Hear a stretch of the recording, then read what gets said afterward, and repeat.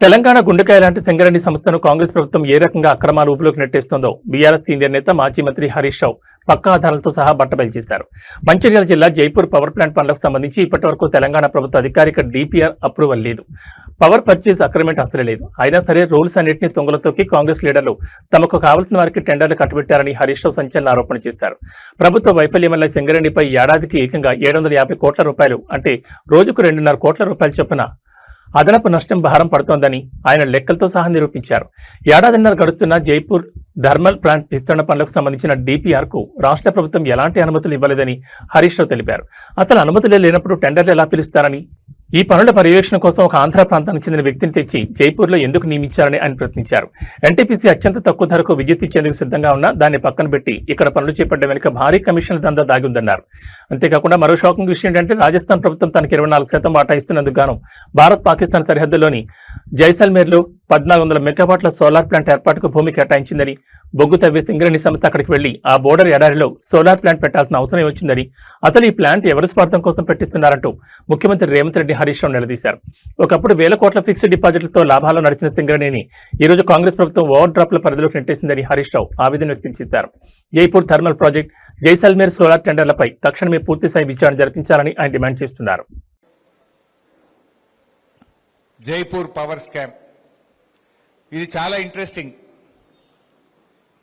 సరే, మీకు తెలుసు జైపూర్లో కూడా ఒక థర్మల్ పవర్ ప్లాంట్ పెట్టింది సింగరేణి.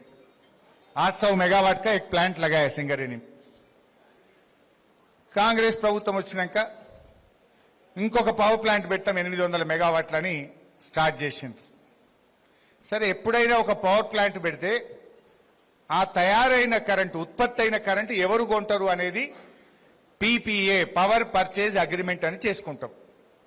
మరి వీళ్ళు జైపూర్లో 800 మెగావాట్ల ప్లాంట్ పెడితే రాష్ట్ర ప్రభుత్వంతో పీపీఏ జరగలే. డిపిఆర్ కు రాష్ట్ర ప్రభుత్వం అగ్రీ కాలే, అంటే దానికి ఆమోదం చెప్పలే. డిపిఆర్ కు ఆమోదం లేదు, పవర్ పర్చేజ్ అగ్రిమెంట్ లేదు. కానీ టెండర్లు పిలిచిండ్రు, వాళ్ళు అనుకున్న వాళ్ళకు కట్టబెట్టిండ్రు, పనులు స్టార్ట్ చేసిండ్రు. సంవత్సరంన్నర అయింది. ఏడాదిని అర్థమైనా ఇంతవరకు డిపిఆర్ కు రాష్ట్ర ప్రభుత్వ ఆమోదం లేదు, ఏ విద్యుత్ సంస్థతో పవర్ పర్చేజ్ అగ్రిమెంట్ లేదు. కరెంటు తయారైతే నేను కొంటాను ఎవడో చెప్పాలి కదనే. ఎవడన్నా కొనేది ఉంటేనే బ్యాంకులు అప్పిస్తాయి, బ్యాంక్ అప్పిస్తేనే నువ్వు పవర్ ప్లాంట్ కడతావు. మరి పీపీఏ లేదు, డిపిఆర్ ఆమోదం లేదు, టెండర్ పిలిచిండ్రు, 1000 కోట్ల రూపాయలు ఖర్చు పెట్టిండ్రు. ఇప్పుడు ఇక రాష్ట్ర ప్రభుత్వం ఆమోదం లేక నడిమిట్లా ఆగిపోయింది. జైపూర్కు పోయిందిగా, రాజస్థాన్ రాష్ట్రానికి పోయింది. 76-24 అని జాయింట్ వెంచర్ అగ్రిమెంట్ చేసిండ్రు. 76 తెలంగాణ, 24 రాజస్థాన్ ప్రభుత్వం. 76 తెలంగాణ అంటే 76 సింగరేణి, 24 రాజస్థాన్ ప్రభుత్వం. మరి రాజస్థాన్ ప్రభుత్వం 24% అంటే 24% పెట్టుబడి పెట్టాలన్నా వద్దా? వాళ్ళెంత తెలివి కల్లోళ్ళు జైపూర్లో అంటే రాజస్థాన్ గవర్నమెంట్. వాళ్ళు తెలివి కల్లోళ్ళు కాదు, మనోళ్ళ కమిషన్ల ఆశ.